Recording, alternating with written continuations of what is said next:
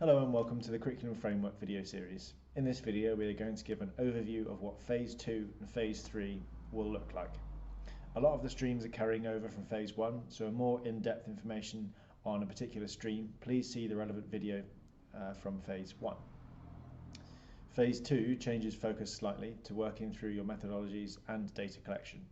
You could be working on writing papers to submit various journals and presenting any preliminary results you may have collected at conferences rather than just attending the conferences. You will also be working on building your profile as a researcher within your specific field. Similar to Phase 1, there is a framework map for Phase 2 outlining the requirements and a rough timeline. It looks very similar to Phase 1, however you will notice that some elements were completed in Phase 1, such as the Welcome Programme, so they aren't included for Phase 2. Your RDDA for the forthcoming enrolment period is required to be submitted within 1 month of your re-enrolment. Your deadline will be provided to you with your outcome of PRP documentation and a reminder shortly after re-enrolment. This RDDA will include your research plan for the upcoming year and lead up to submission, agreeing your deliverable for your PRP and the plan for your researcher development activity. There is no need to submit a critique this time around, which is why there is only 1 month to complete it.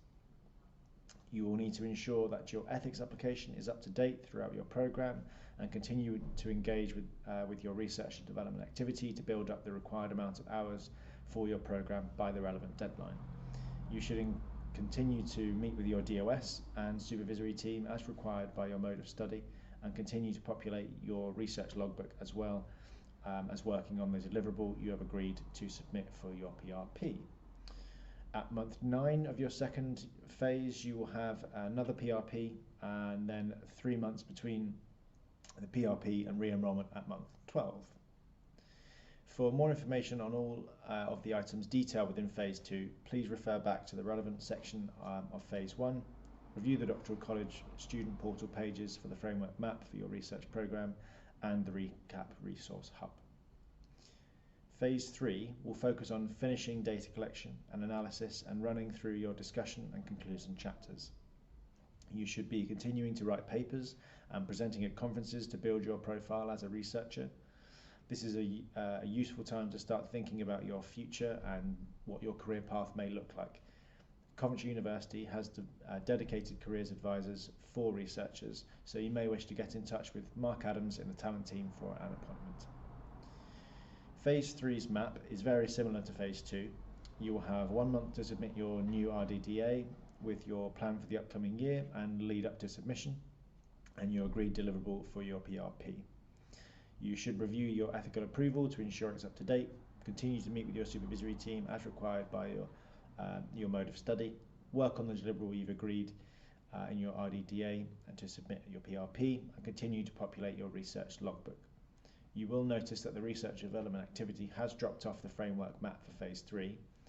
This is because the requirements should be completed by the time you have your Phase 2 PRP.